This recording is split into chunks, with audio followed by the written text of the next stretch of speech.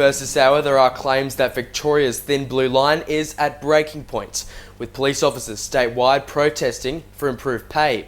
The dispute between officers and the state government has continued to sour, with pressure mounting on a deal to be reached in response to interstate agreements. 6 News senior reporter Lincoln Holmes has the latest from Melbourne.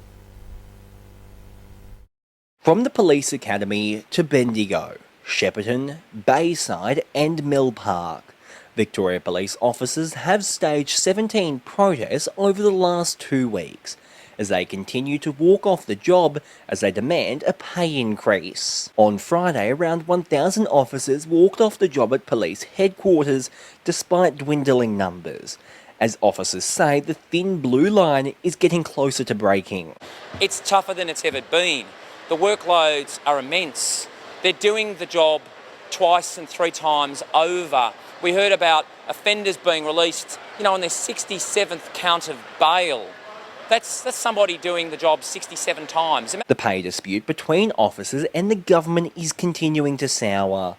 And with a new deal recently reached between the New South Wales government and New South Wales Police Force, pressure is mounting on Victoria to follow suit. In New South Wales, officers will receive a pay rise of between 20 and 39%. If you're Commissioner and your government's not going to respect you, other states will, and they'll pay you more to go north. The Victoria Police Association is calling for a 24% pay rise over 4 years, as well as 8.5-hour shifts, meaning officers would get an extra 14 days off a year. We want our police to leave, we want them to stay, and we want the government to help them. In July, the union rejected an offer. Since then, they've continued fighting to bring the government to the negotiating table. There have been no further negotiations, and here is the problem.